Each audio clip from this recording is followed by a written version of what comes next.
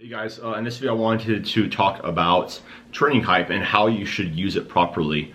And how I'm defining training hype is essentially how excited you get before the lift. Now I want to first caveat this with saying that different lifters, and this is going to mainly be on their personality type and primarily by introversion or extroversion, and how this is expressed in training, because some people do get very excited for their lifts. Their heart rate does go up. They do have a higher degree of mental focus and whatnot when they do get ready for their sets.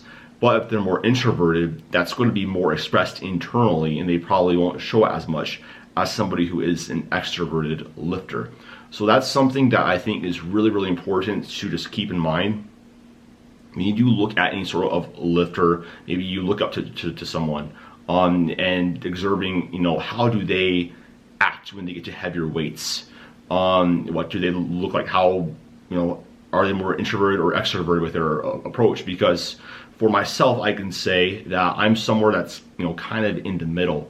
I get somewhat excited and externally hyped up. I used to get a lot more externally hyped up when I was more of a beginner lifter, but as I kind of got along with my training, I kind of realized that over time, that kind of did take away from my technique, and I just kind of relied on brute strength and whatnot.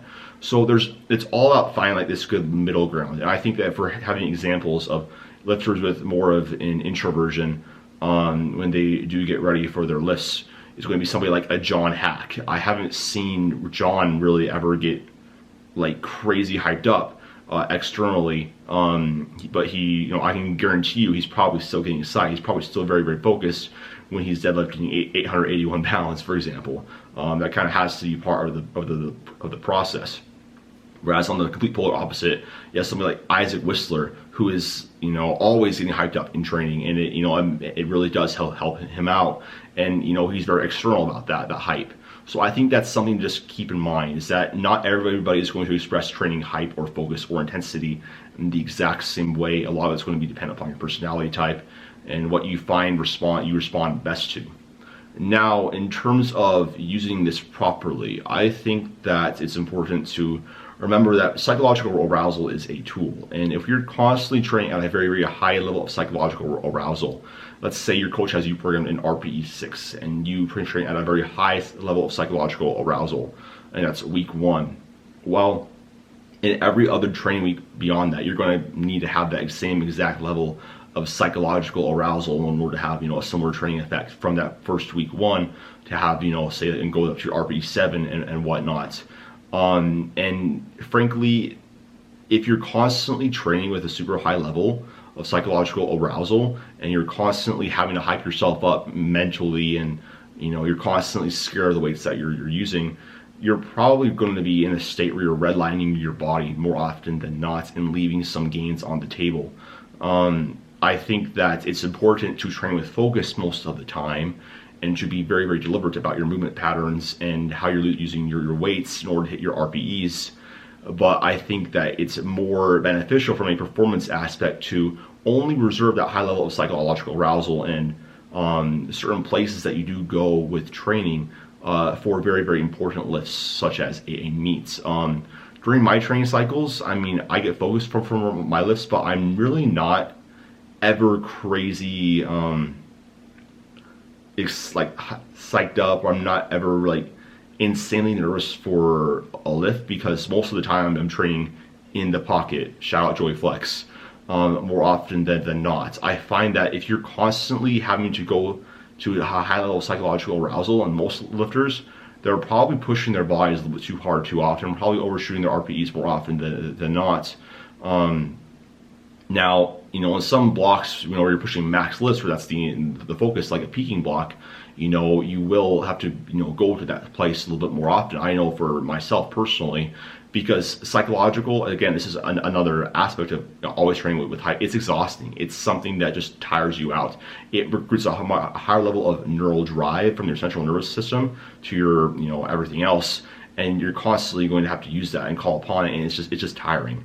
It's just really tiring. And I noticed that when I'm in peaking blocks, it's more necessary because I'm pushing 90+% loads to peak my strength and have those positive neural adaptations that I want to have. I just more tired. I feel more fatigued in my training sessions. It's more tough getting ready for my heavy lifts. I have to go to that spot more often. So that's something to just keep in mind. There's a time and a place, but you should still reserve some level of psychological arousal, even in a peaking block, if you're doing a competition for that meet. So then you can't actually call upon it when it is appropriate to, because psychological arousal is a tool.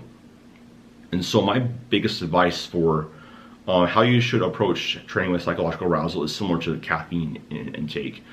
You should only use it when it's needed, when you really do need a boost, when you have a very important set, very important lift that you have to get done. What competition set, like what setting are you? Are you in a competition? Are you just training? Are you doing volume work? Like on volume work, you certainly probably shouldn't be getting like psyched up, or else your fatigue is just going to escalate super fast throughout those sets. Whereas maybe if you have a top set, it's okay to get a little bit of a higher level psychological arousal. And this is actually one of the reasons why a lot of powerlifting coaches do like programming in some top sets, because it does teach a lifter to get a little bit more excited, a little bit more focused within a certain extent. And so what I do personally is with RPE, if I have a higher RPE set, I know that is going to correspond to how much hype I'm going to need to have, how much focus I need to have. And this is another one of those reasons why I do think that for most of the time, for powerlifters in particular, you should be training between RPE 6 to 8. It's the best stimulus to fatigue ratio.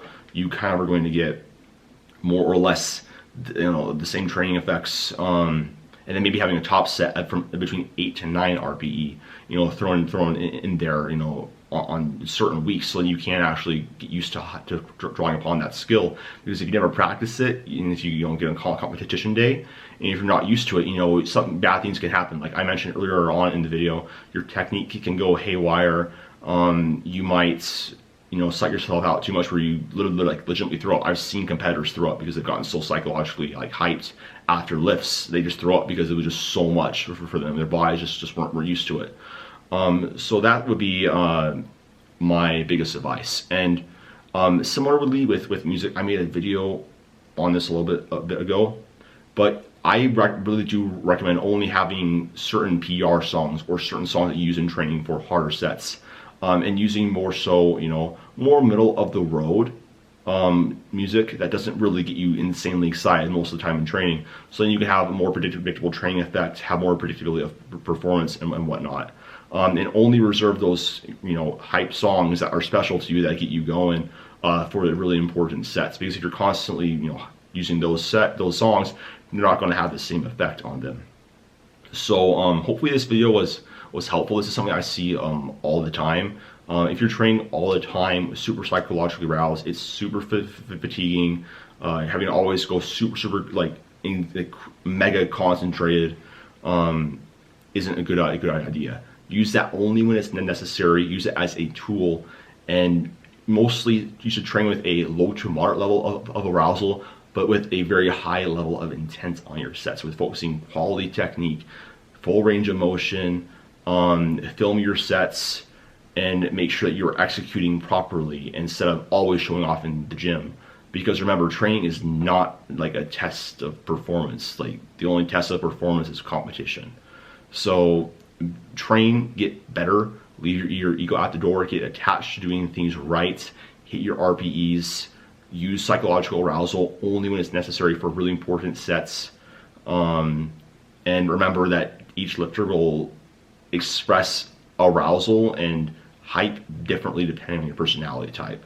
So hopefully this video was helpful. If you guys did like the video, please make sure to like it, comment, share, subscribe. If you guys have any ideas for videos you want me to do, let me know that down below in the comments. Follow me on Instagram, Adam D. Peeler. And then for coaching programs, AdamPeelerFitness.com. And I'll talk to you guys in the next one. Peace.